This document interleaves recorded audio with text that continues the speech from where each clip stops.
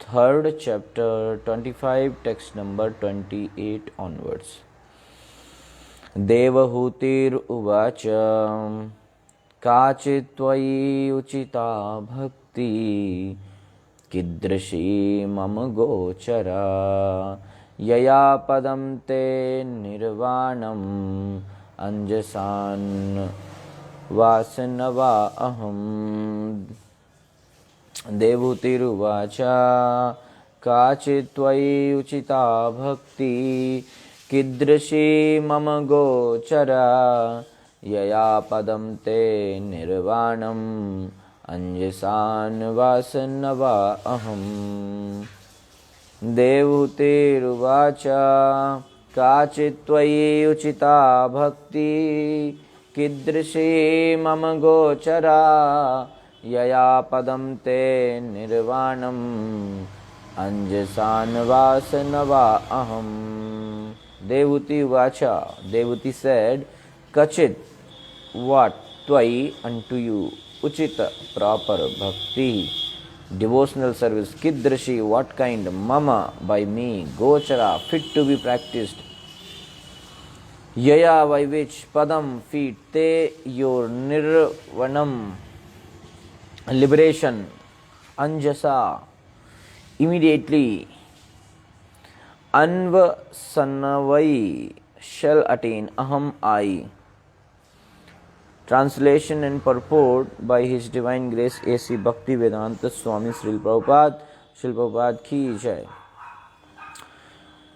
On hearing a statement of the Lord, Devati inquired, what kind of devotional service is worth developing and practicing to help me easily and immediately attain the service of your lotus feet?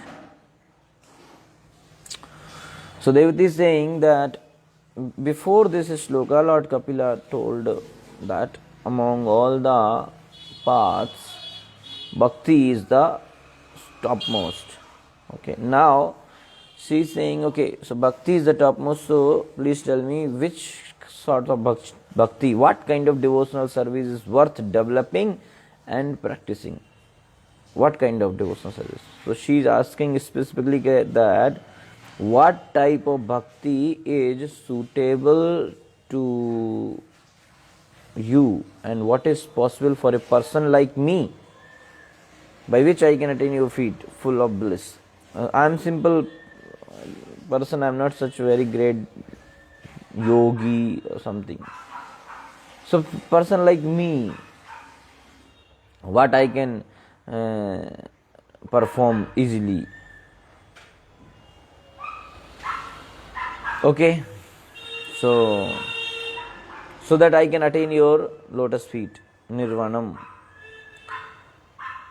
So here basically Lord answered her question in 31st to 44 shlokas.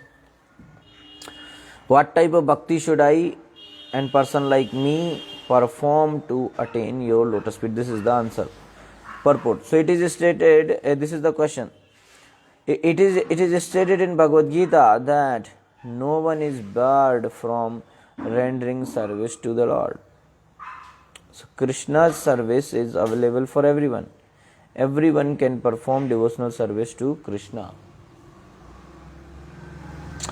Whether one is a woman or a laborer or a merchant, if he engages himself in the devotional service to the Lord, he is promoted to the highest perfectional state and goes back home, back to Godhead, if he performs devotional service.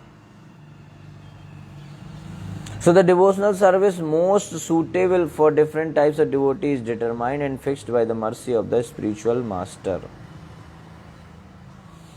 Okay, so what kind of devotional service I must perform, that can be determined and told to me by spiritual master. I cannot decide. I have no that intelligence. Okay, so bhakti is most easy and suitable, but what kind of bhakti I should perform, that will be determined by spiritual master. Spiritual master will tell. That's why here Mother Devati is asking to Lord Kapila, 29th shloka. Yo yogo bhagavadvano nirvanatmams tvayoditaha kidrasakati changani yatastattvavabodhanam. Yo yogo bhagavadvano nirvanatmams tvayoditaha kidrasakati changani yatastattvavabodhanam.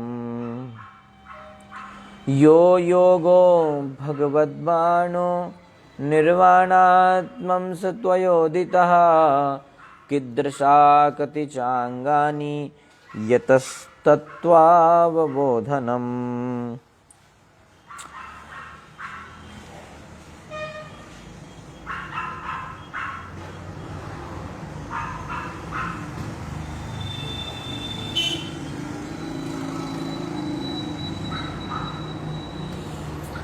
Yaha, which yoga, mystic yoga process, Bhagavad Banaha, aiming at the Supreme Personality of Godhead, Nirvana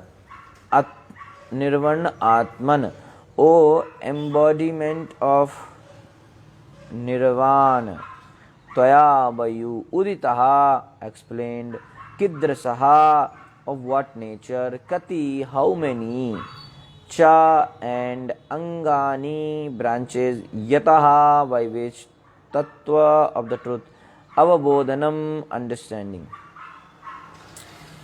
The mystic yoga system, as you have explained, aims at the Supreme Personality of Godhead and is meant for completely ending material existence. Okay. Please let me know the nature of that yoga system. How many ways are there by which one can understand in truth that sublime yoga? Okay. What is the yoga mentioned by you which is aimed at the Lord for liberation, and what is the jnana by which one understands tattva? How many limbs does it have? That's what she is asking. Okay.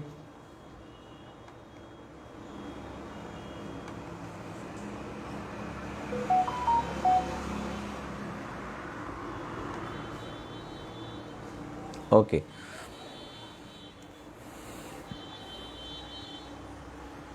So, till 25 shloka, Lord Kapila described pure bhakti. Now, in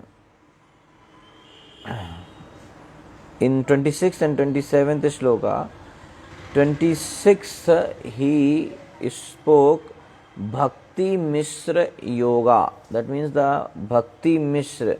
Primarily it is Ashtanga Yoga, but there is some element of Bhakti mixed in that. That is explained in 26. 27 he explained Bhakti Mishra Jnana. Primarily it is Jnana Yoga, but there is some element of Bhakti also mixed in it. Okay, so this leads to impersonal liberation. Okay, now till shloka number 29 to 28, Mother Devhuti heard the excellence of bhakti as suitable for attaining Krishna. So, now, as an inquisitive person, one second. Okay. So, an inquisitive person knows his own idea, he knows what he is doing. And an intelligent people know others' ideas as well, what others are doing. Thus, although Devhuti understood now very clearly that she should perform Bhakti Yoga approved by the Lord, she also want to know about Ashtanga Yoga and Jnana Yoga in detail. Okay, That is the thing. That is why in 29th shloka she asked, what kind of bhakti should I perform to easily attain your lotus feet? 29 she is asking, explain the jnana by which one understand the tattvas. And also she is asking that third question in this section, but actually it is the fourth question asked by Mother Devati. So that is, explain the yoga aimed at the Lord for liberation. How many limbs does it have? So basically she is, okay, bhakti, I understood that I must perform bhakti, but let us know about other processes also, what are they? So just for information. So now she is asking about yoga and jnana. And then she is saying, my intelligence is not very great to understand the absolute truth, but I can understand it very easily. How? By your mercy. Okay. So that's what she is asking here. So that explain me the jnana by which one understand the tattvas.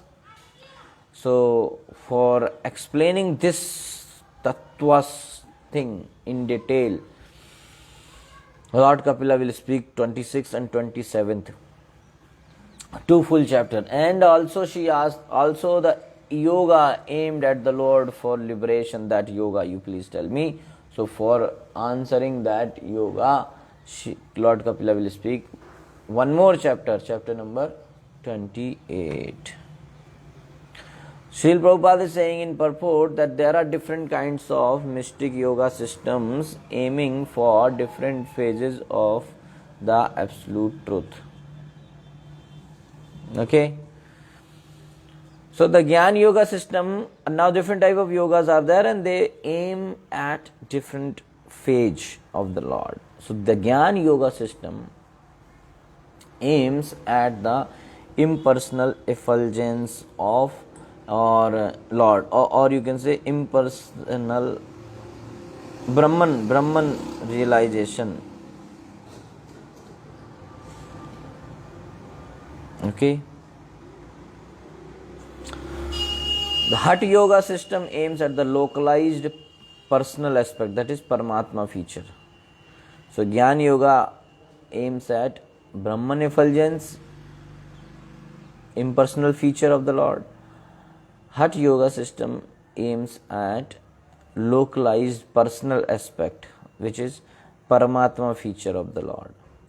Whereas, so this is Paramatma feature of the absolute truth. And now next is Prabhupada saying, whereas Bhakti Yoga or devotional service, which is executed in 9 different ways, headed by hearing and chanting, aims at complete realization of the Supreme Lord. So there are different methods of self-realization, but here Devati especially refers to the Bhakti Yoga system, which has already been primarily explained by the Lord.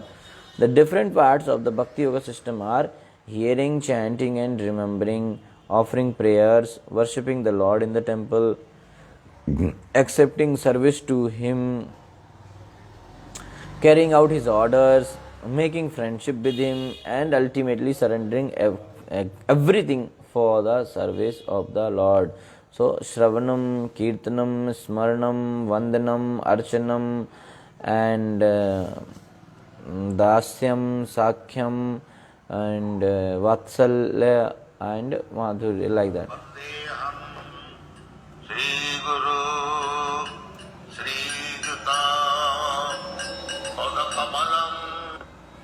Okay, so these are the different 9 sorts of bhakti: Sarvanam, Kirtanam, Vishnu, Archanam, Smaranam, Vishnu, Archanam, Vandanam, Dasyam, Sakhyam, Atmavedana. These are the 9.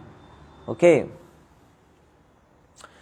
Shravanam, Kirtanam, hearing, chanting, remembering, like that. So Prabhupada is saying that the word Nirvanatmana is very significant in this verse. Unless one accepts the process of devotional service, one cannot end the continuation of material existence. So bhautik existence one cannot finish unless one comes to the Bhakti Yoga. As far as Jnanis are concerned, they are interested in Jnana Yoga. but even if one elevates oneself after a great performance of austerity to the Brahman effulgence, there is a chance of falling down again to the material world. So Prabhupada is saying that Jnanis will, even if Jnani attains perfection, so for what is that perfection for Jnani? Jnani is the Brahman effulgence. So if he reaches into Brahman effulgence also, then there is some chance that he may fall down again to the material world. So therefore Jnana Yoga does not actually end material existence. That's important. That Jnana Yoga does not actually end material existence. Why? Because there is a chance of falling down again back to again in this material world. So similarly, regarding the Hatha Yoga system, which aims at the localized aspect of the Lord Paramatma feature, it has been experienced that many yogis such as Vishwamitra fall down. So but Bhakti yogis, once approaching the Supreme Personality of Godhead, never come back to this material world. As it is confirmed in the Bhagavad Gita, Yad Gatva na nivartante, upon going one never comes back. Tyaktva deham punarjanyati, after giving up this body, he never comes back again to accept a material body. So Nirvana does not finish the existence of the soul. Soul is ever existing. So therefore Nirvana means to end one's material existence. So here some people may think that Nirvana means finishing the existence of the soul. So that's not the point here. That's what Prabhupada is saying. The point is here the finishing of the existence of this material things, material existence. So therefore Nirvana means to end one's material existence, and to end material existence means to go back home back to Godhead. Material existence will be finished only when one goes back home back to Godhead. Sometime it is asked how the living entity falls down from the spiritual world to the material world. So here is the answer. Unless one is elevated to the Vaikuntha planets directly in touch with the Supreme Personality of Godhead, he is prone to fall down, either from the impersonal Brahman realization or from an ecstatic trance of meditation. So he may fall down unless he is not promoted to the Vaikuntha planet. So another word in this verse is Bhagavad Banaha. That's very significant. Banaha means arrow, and the Bhakti Yoga system is just like an arrow aiming up to the Supreme Personality of Godhead. So the Bhakti Yoga system never urges one towards the impersonal Brahman. No. Bhakti Yoga aim is direct the lotus feet of Krishna. Bhakti Yoga is not aiming at impersonal effulgence or to the point of Paramatma realization. That's why Banaha. So this Banaha or arrow is so sharp and swift that it goes directly to the Supreme Personality of Godhead, penetrating the regions of impersonal Brahman and localized Paramatma. Okay. So that's the thing here. Okay. Now, 30th shloka. तदेतन्मे विजानीहि यथाहं मंदधीर हरे सुखं बुद्धेय दुर्बोधं योषा भवद अनुग्रहात् तदेतन्मे विजानीहि यथाहं मंदधीर हरे सुखं बुद्धेय दुर्बोधं योषा भवद अनुग्रहात् तदये तन्मे विजानीहि यथाहं मंदधीर हरे सुखं बुद्धेय दुर्बोधं योषा भवद अनुग्रहात् तदे तद that same may to me vijanihi. Please explain yatha so that aham I mand slow dhi whose intelligence hare O my Lord sukham easily Buddhaya may understand. Durbodham, very difficult to understand. Yosha evam bhavat anugrad, by your grace. So, Mother Devati is saying to Lord Kapil Dev, my dear son Kapil, after all I am a woman. It is very difficult for me to understand the absolute truth because my intelligence is not very great. But if you will kindly explain it to me, even though I am not very intelligent, I can understand it and thereby feel transcendental happiness. So knowledge of the absolute truth is not very easily understood by ordinary less intelligent man. You see, this is the point here. Prabhupada is saying that knowledge about Krishna, about bhakti is not very easily understood by less intelligent men.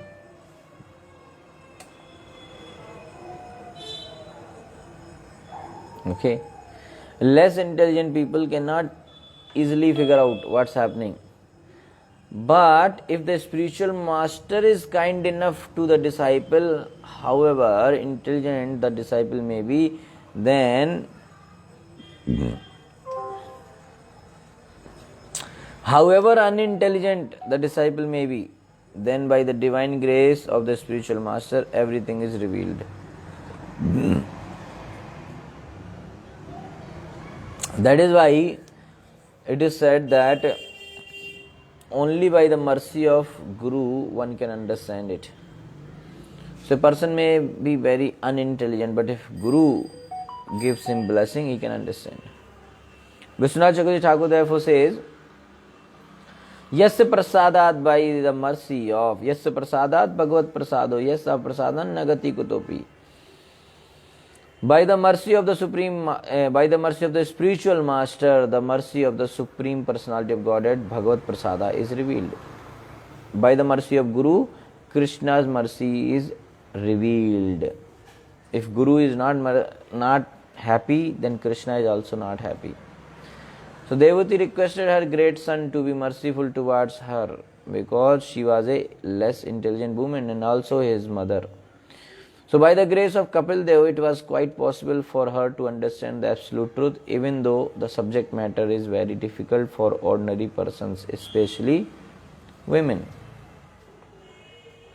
Okay, so this kind of subject matter is little difficult to understand for women. But still Mother Devati is saying, but if you will explain, I will understand by your mercy. So please explain me.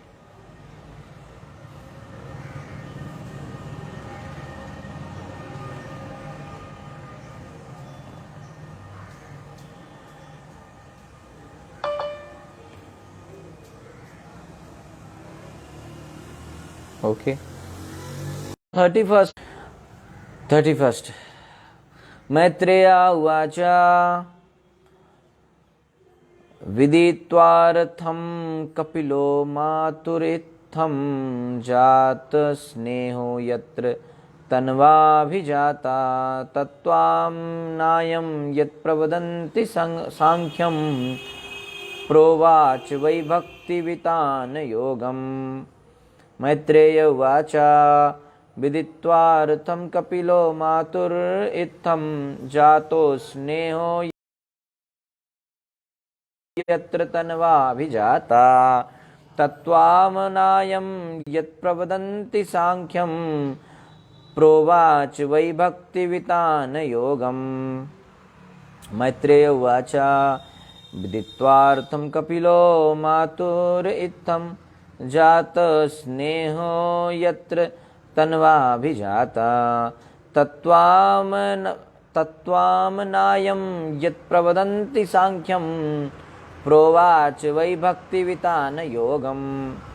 Maitreya vacha, Maitreya said, viditva, having known, artham, purpose, kapilaha, Lord Kapila, matu, of his mother, ittam, thus, jat sneha, became compassionate, yatra, upon her, tanva, from her body, abhijataha, born, tattva amanayam, truths revealed by disciple succession, yat, which pravadanti they call, sankhya philosophy, provacha, he described, why, in fact, bhakti, devotion, sarvivitan, spreading yoga, mystic yoga.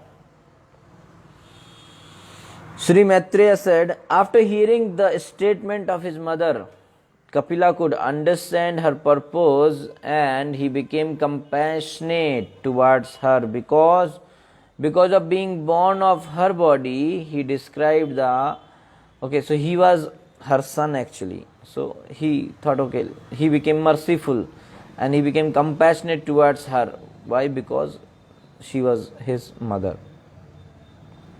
Kapila understood her purpose also. So he described the Sankhya system of philosophy, which is a combination of devotional service and mystic realization as received by disciplic succession. So now this sloka is saying that Lord Kapila understood the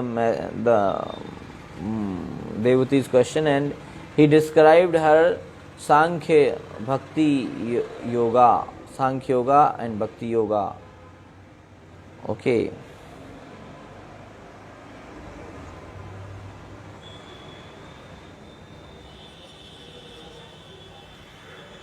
Okay. 32.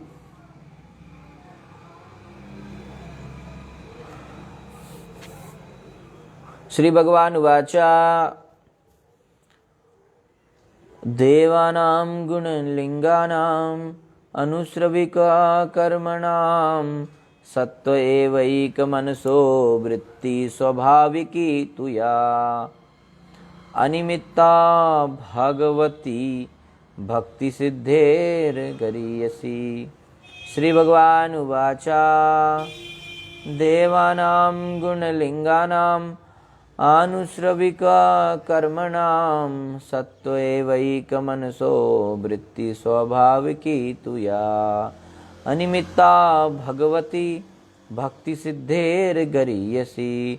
Shri Bhagavan Uvacha Devanam Gunalinganam Anusravika Karmanam Sattvevaika Manaso Vritti Swabhaviki Tuya Animitta Bhagavati Bhakti Siddher Gariyasi.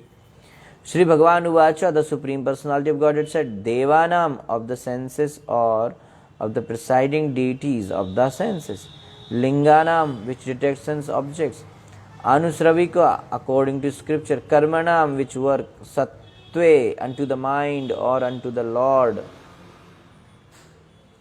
Eva, only Ekamanasaha, of men of undivided mind, Vritti, inclination, Swabhaviki, natural too, in fact, Ya, which, Animitta, without motive, Bhagavati, to the personality of Godhead, Bhakti, devotional service, Siddhe, then salvation, Gariyashi, better. Translation. Lord Kapila said, the senses are symbolic representations of the demigods, and their natural inclination is to work under the direction of the Vedic injunctions. As the senses are representative of the demigods, so the mind is the representative of the Supreme Personality of Godhead. So the mind's natural duty is to serve. So when that service spirit is engaged in devotional service to the personality of Godhead without any motive, that is far better even than salvation.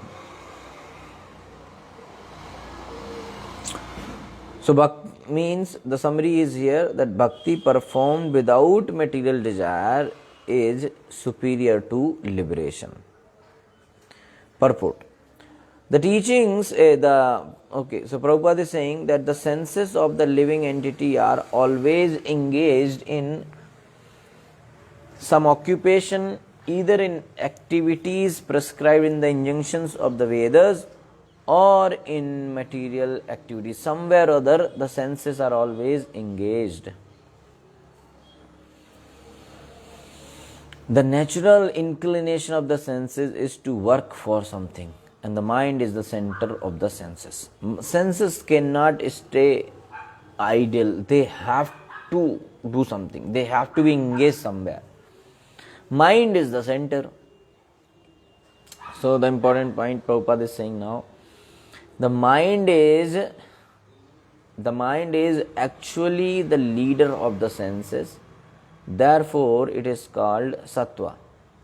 Similarly, the leader of all the demigods who are engaged in the activities of this material world, the sun god, the moon god, Indra, Chandra, Varuna, others, is the Supreme Personality of Godhead. For them, the center is the Supreme Personality of Godhead. The leader of all the demigods is Krishna. the way the leader of all the senses is mind.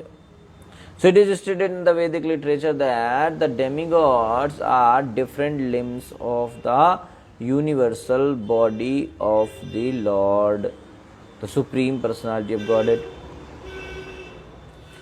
Important thing. Our senses are also controlled by different demigods. Our senses are representations of various demigods. And the mind is the representation of the Supreme Personality of Godhead. The senses, led by the mind, act under the influence of the demigods. So when the service is ultimately aimed at the Supreme Personality of Godhead, the senses are in their natural position. Okay.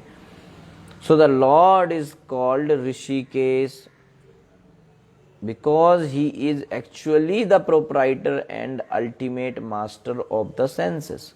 So that is why his name became Rishikesh. Rishika means senses, or Isha means the Lord. So the senses and the mind are naturally inclined to work.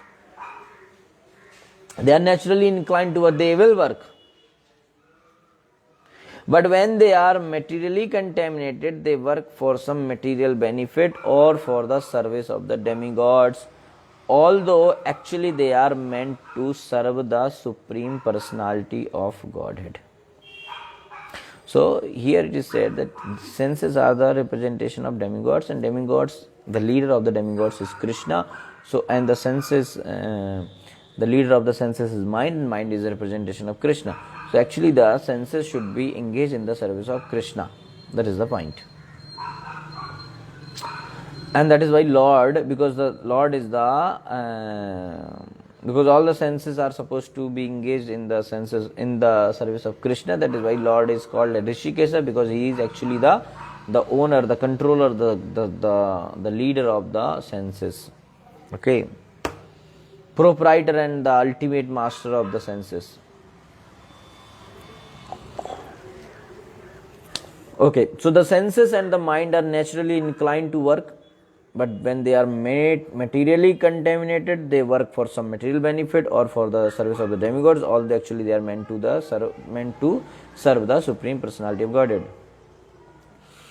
The senses are called Rishika, and the Supreme Personality of Godhead, Krishna, is called Rishikesh. So indirectly all the senses are naturally inclined to serve the Supreme Lord. So that is called Bhakti. So when senses are engaged in the service of the Lord, that is called Bhakti. So Kapil Dev said that when the senses, without desire for material profit,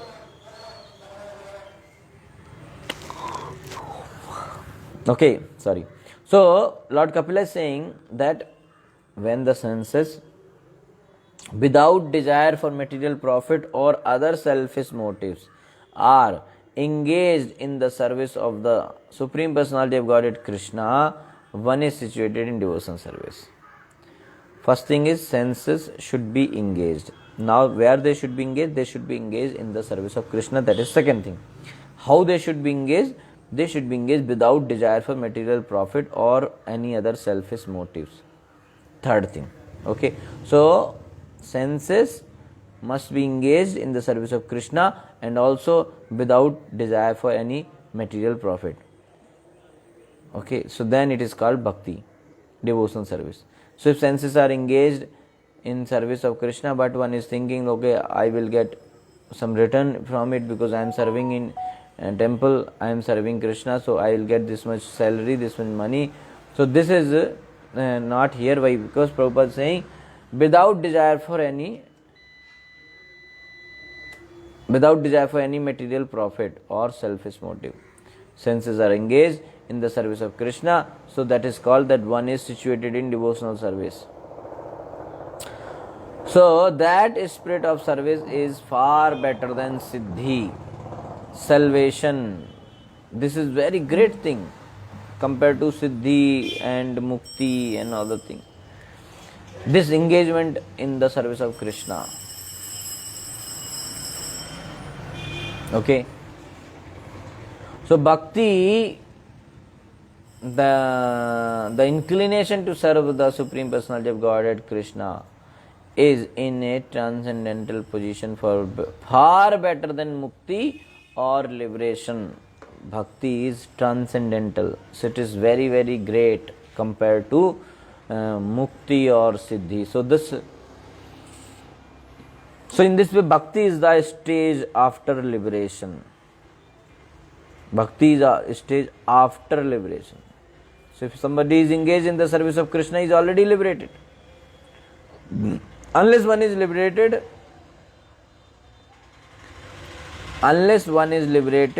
one cannot engage the senses in the service of the Lord.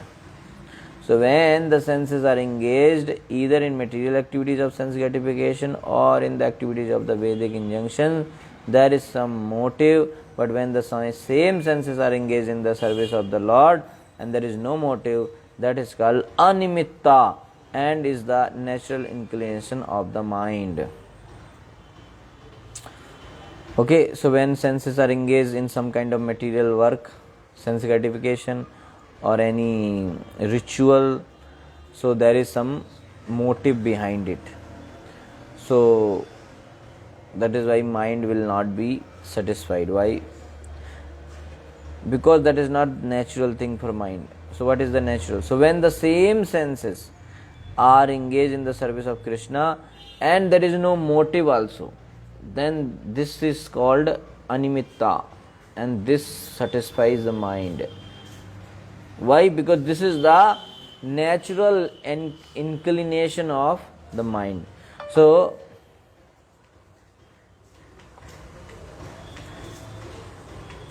since it is the natural inclination of the mind, and when we engage mind in that, so mind is satisfied. So the conclusion is that when the mind, without being deviated either by Vedic injunctions or by material activities, is fully engaged in Krishna consciousness or devotional service to the Supreme Personality of Godhead, it is far better than the most aspired for liberation from material entanglement. It is far better. Okay, so the point is, the best thing is to engage mind and senses in the service of Krishna, and that also without any motive. Okay. Next.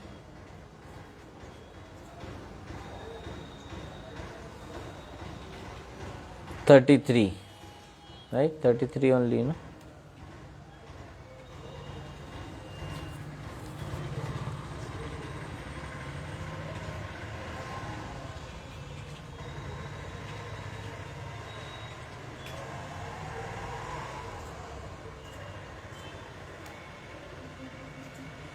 Okay, 32, 33 now.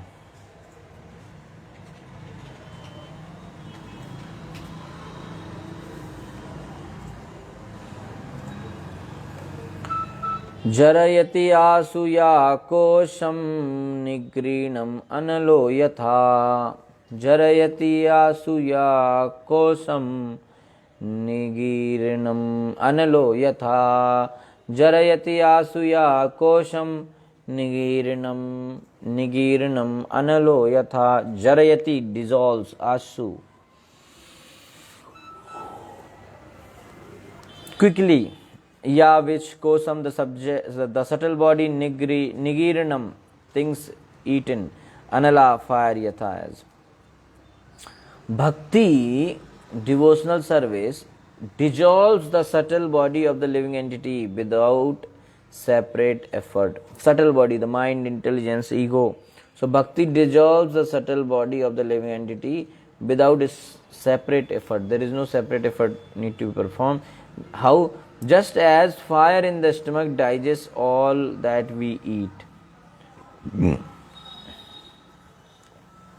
The analogy is given here that Nigirinam analoyatha, how The fire in the stomach digests all that we eat. Similarly, bhakti dissolves the subtle body of the living entity.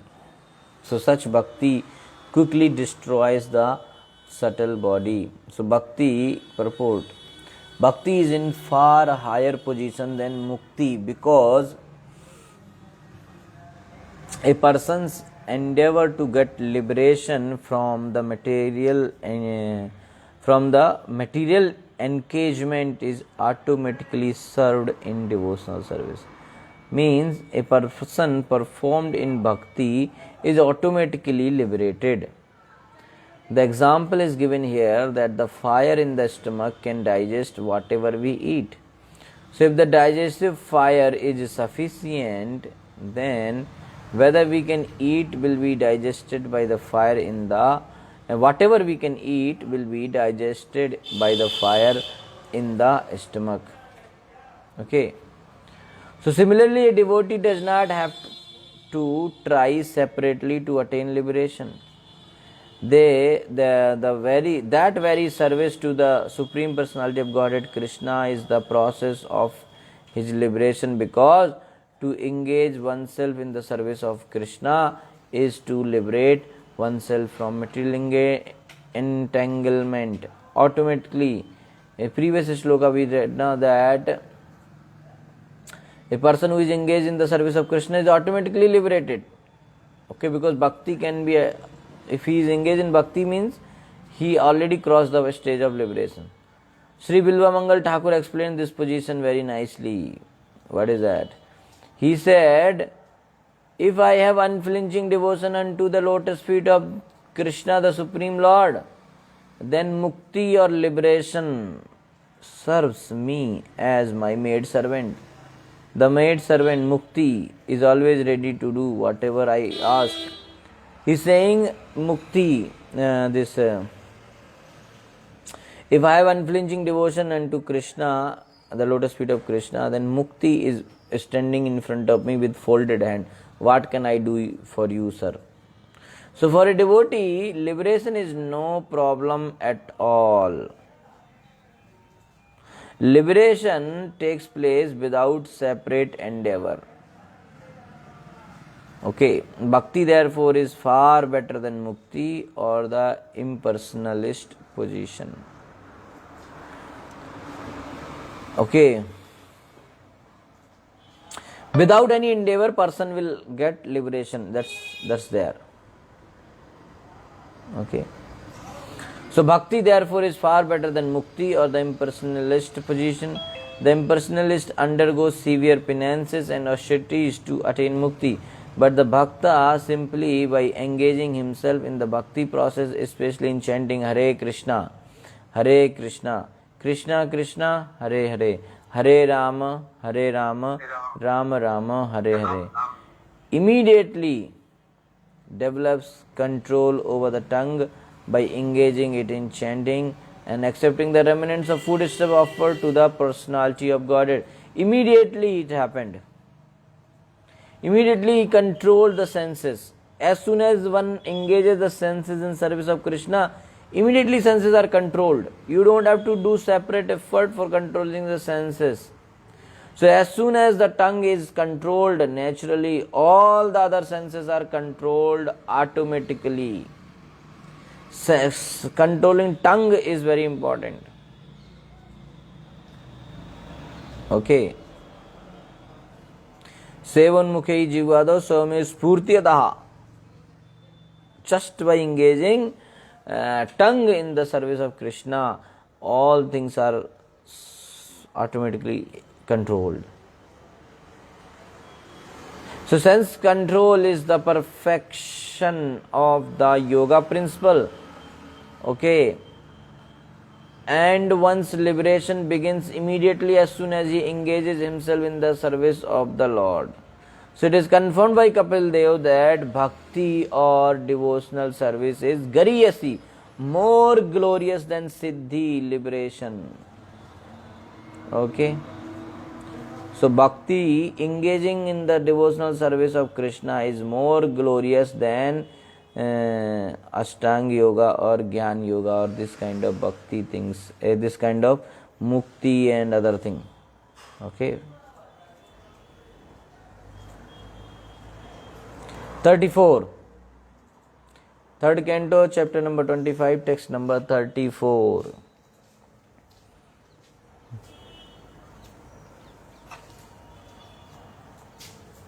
नैकात्मतां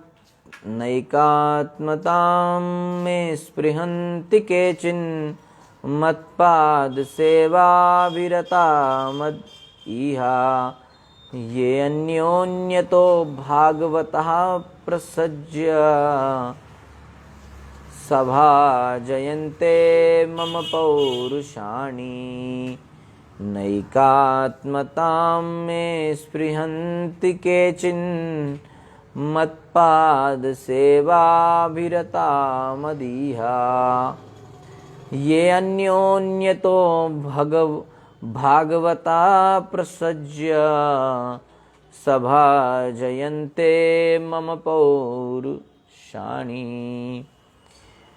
नैकात्मतां मे स्पृहन्ति केचिन् मत्पाद सेवाभिरता मदीहा ये अन्योन्यतो भागवता प्रसज्य सभा जयन्ते मम पौरुषाणि ना never एक आत्मतम merging into oneness may my sprihanti they desire kechid any matpad seva.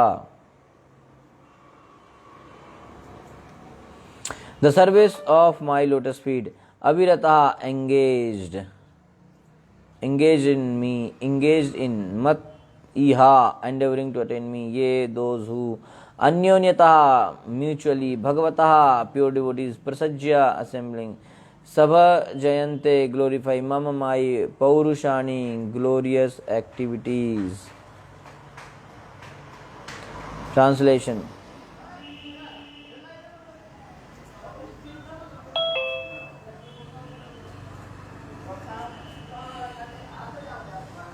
A pure devotee who is attached to the activities of devotional service and who always engages in the service of my lotus feet never desires to become one with me. Lord Kapila declared, a pure devotee who is attached to the activities of devotional service and who always engages in the service of my lotus feet never desires to become one with me. Such a devotee who is unflinchingly engaged always glorifies my pastimes and activities. A devotee who is attached to the activities of bhakti, devotional service, and who is engaged in the service of Krishna's lotus feet, he never want to become one with Krishna, one with him. And that a devotee is having unflinching faith, and he is engaged in what? Always engaged in glorifying the Leela and pastime of and activities of Krishna. Always engaged in glorifying Krishna. Okay.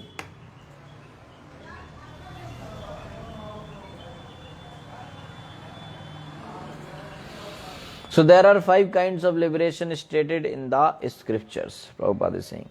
One is to become one with the Supreme Personality of Godhead, or to forsake one's individuality and merge into the Supreme Spirit. This is called Ekatmatam. Ekatmatam. So a devotee never accepts this kind of liberation.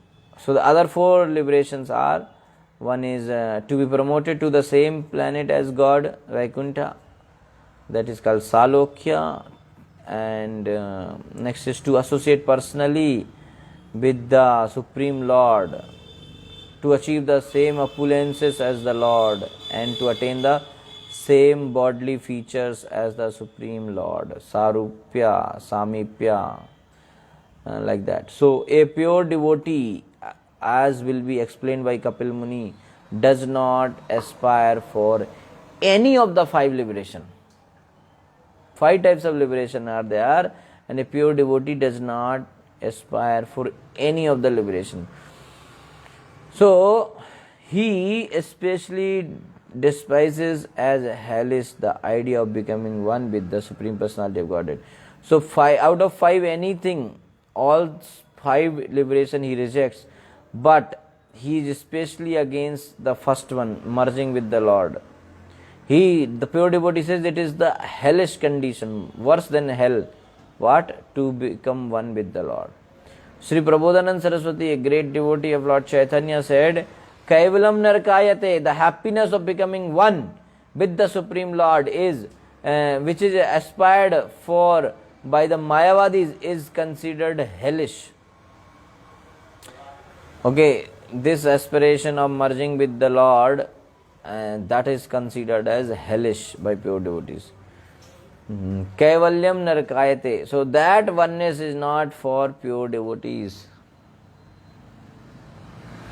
So there are many so-called devotees who think that in the conditioned state we may worship the personality of Godhead, but ultimately there is no personality.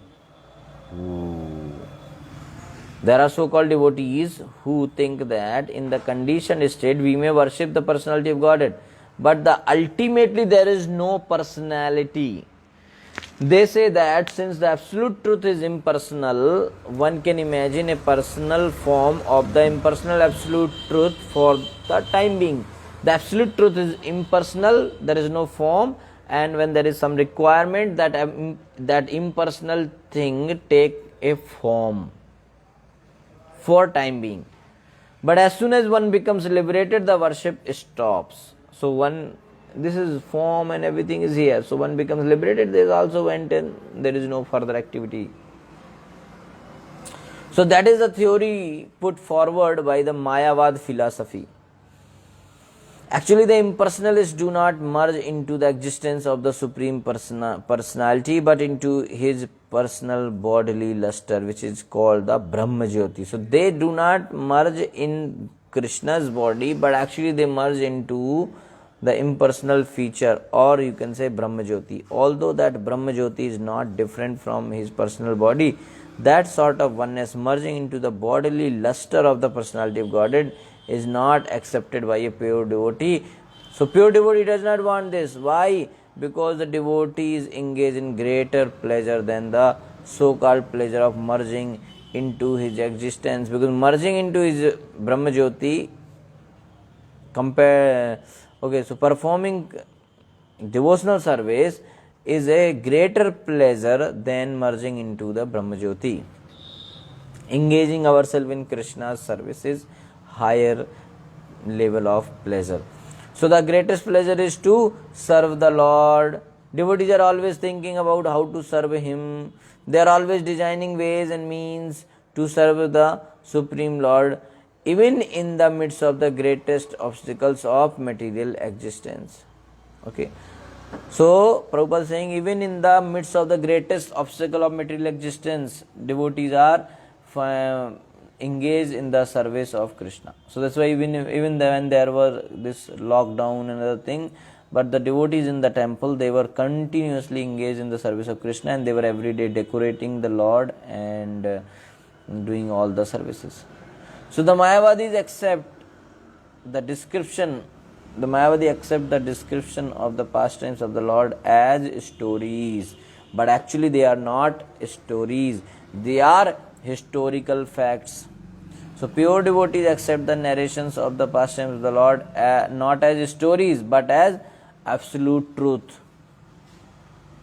So the words Mama Paurushani are significant. So devotees are very much attached to glorifying the activities of the Lord, whereas the Mayavadis cannot even think of these activities. So devotees are attached to glorify the activities of the Lord. That is the quality. But Mayavadi cannot even think of this. So according to them, the absolute truth is impersonal, without personal existence. How can there be activity? Because the absolute truth has no personal existence, then how there are activities? So the impersonal state, that means they are saying simply that actually this all Leela, Ram, Krishna, all these things happened here. Beyond this, there is nothing, only light. Okay, so when there is nothing, there is only light, then how there are activities? So there is no activity, shunya or something like that. So that is called Mayavadi. So that is not correct. Okay, that is not the ultimate philosophy. So, okay, now without personal existence, how can there be activity? That is their question. So the impersonalists take the activities mentioned in the Srimad Bhagavatam, Bhagavad Gita and other Vedic literatures as fictitious stories. They think it is fiction and therefore they interpret them most mischievously. So they have no idea of the personality of Godhead. They unnecessarily poke their nose into the scripture and interpret it in a deceptive way in order to mislead the innocent public. So the activities of Mayavad philosophy are very dangerous to the public, and therefore Lord Chaitanya warned us never to hear from any Mayavadi about any scriptures. They will spoil the entire process, and the person hearing them will never be able to come to the path of devotional service to attain the highest perfection, or will be able to do so only after a very long time. Either a person will never come to the devotional platform, or if he come means he will come after a very, very long time. Why? Because he had heard the Mayavad philosophy. So that is why Bhagavan Sri Chaitanya Mahaprabhu warned us that no one should hear Mayavad philosophy. Mayavadi bhasa sun le sarvanash hoy. Everything will be finished. So that's why we have to be very careful who is speaking Mayavad. So Mayavadi, we have to be away from them. We should never hear from Mayavadi. This is in Chaitanya Mahaprabhu's order. It is clearly stated by Kapil Muni that bhakti activities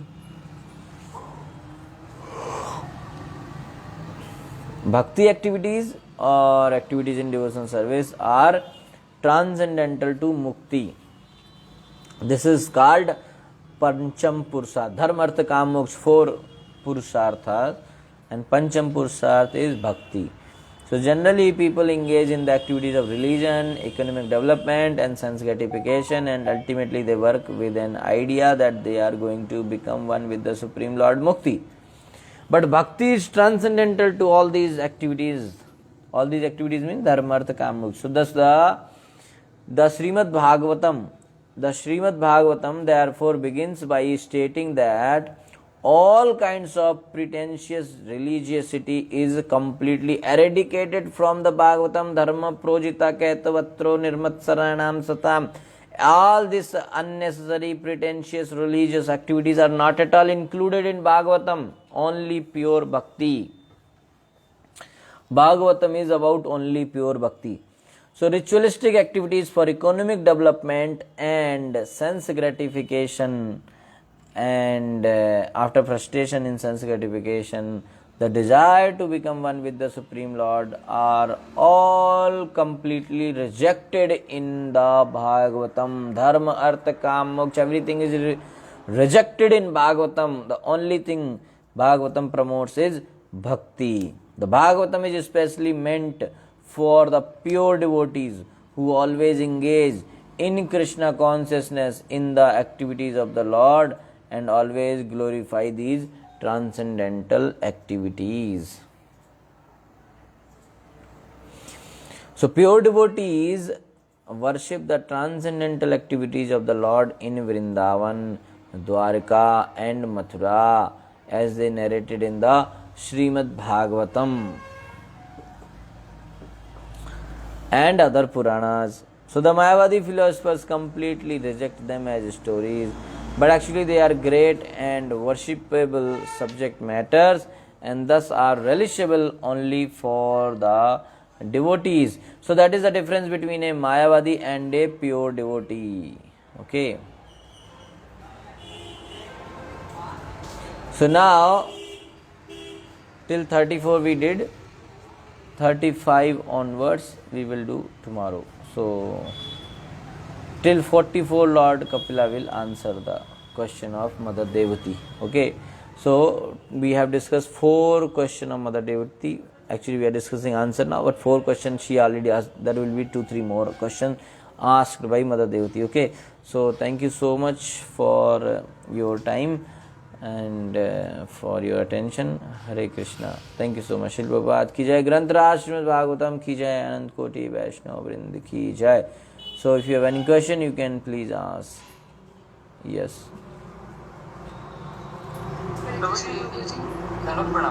ji, yes, धन्यवाद प्रणाम।